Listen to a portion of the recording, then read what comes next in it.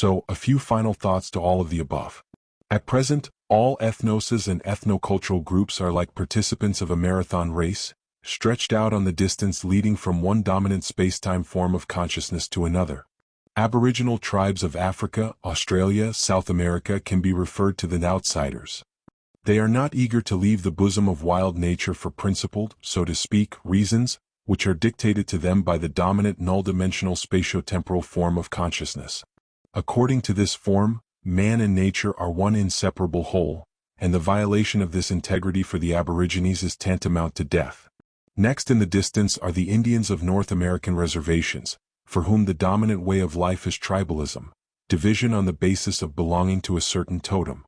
To those for whom two-dimensionality is dominant, we can include some peoples of the Caucasus, Afghanistan, and Pakistan. Their mythological consciousness and, consequently, the logic of their life are basically the same as in the period of military democracy in ancient Sparta.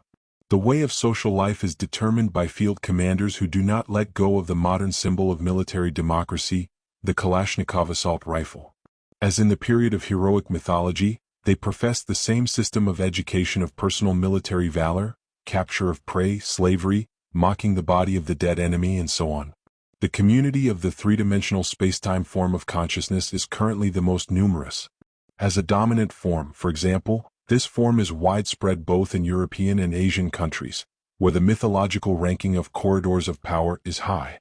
There, belonging to the power caste of officials is highly valued, and personal qualities such as grooming, unsinkability, and the ability to establish and maintain necessary connections are welcomed.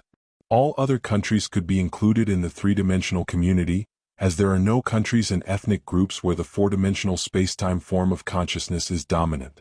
And yet, the developed countries of Christian orientation, as well as Russia and India, are not purely three-dimensional entities.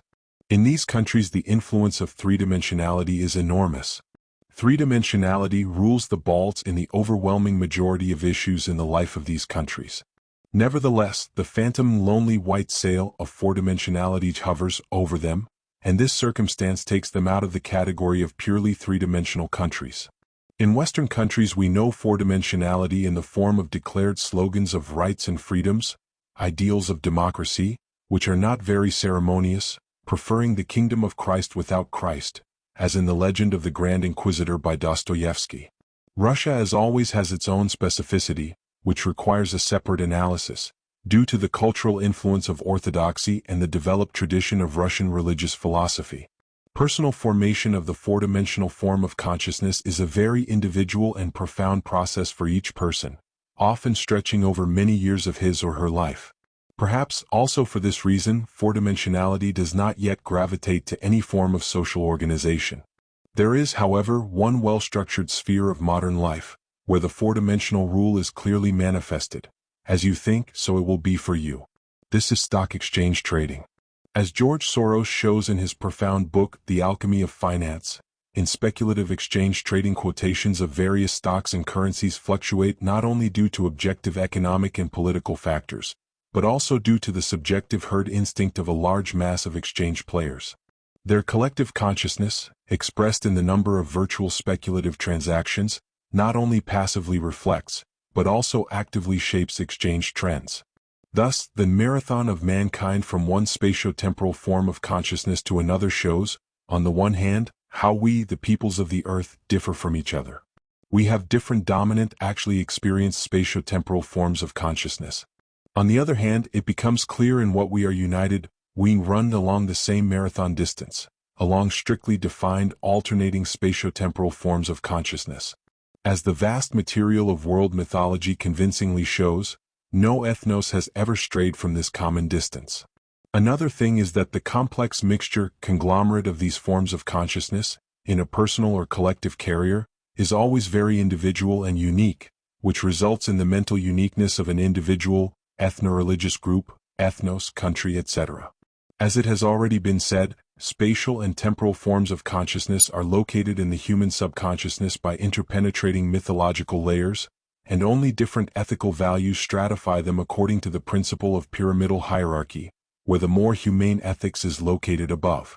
The links between the dimensions manifested in social life also resemble a pyramid in their structure.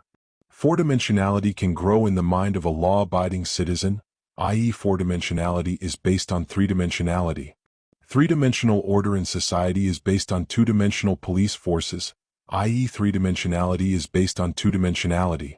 A healthy police force grows out of a healthy family, a healthy clan, i.e. two-dimensionality is based on one-dimensionality. Healthy family, healthy clan grow out of harmonious connection with nature, i.e. one-dimensionality is based on zero-dimensionality. In developed modern society, one can see the contours of subcultures distinguished on the basis of the dominant dimensionality.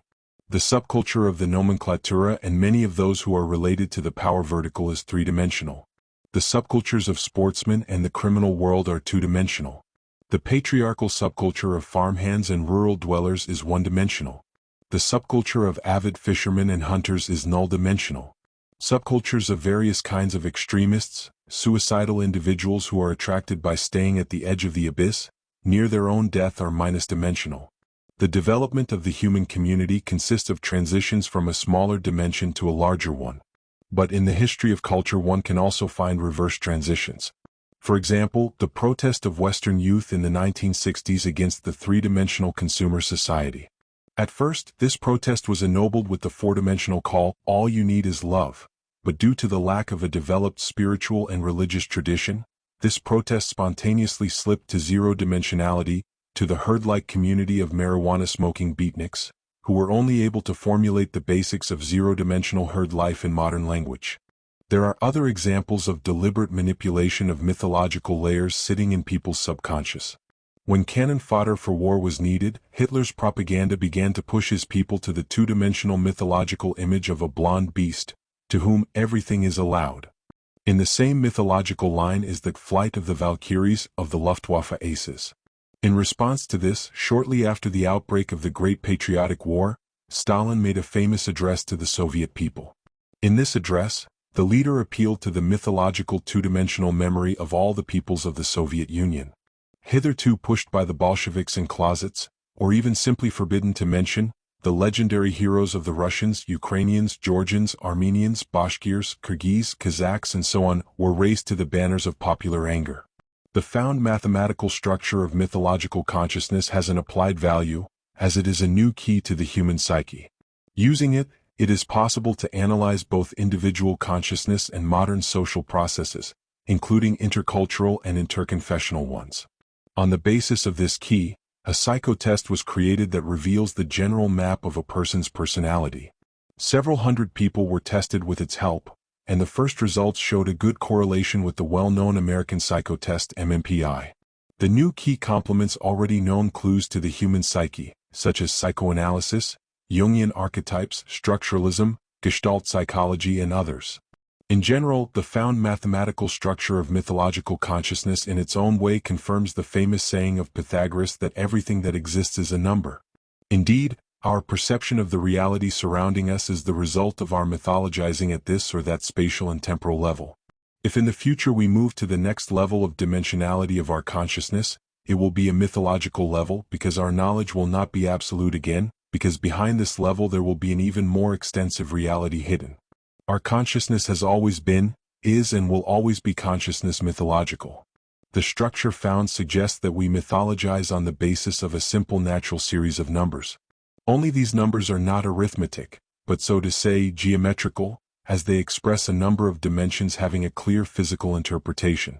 Calling for the help of faith, hope, love and their mother wisdom, we can only hope that in the future new dimensions and new, more humane ethics will be revealed to mankind.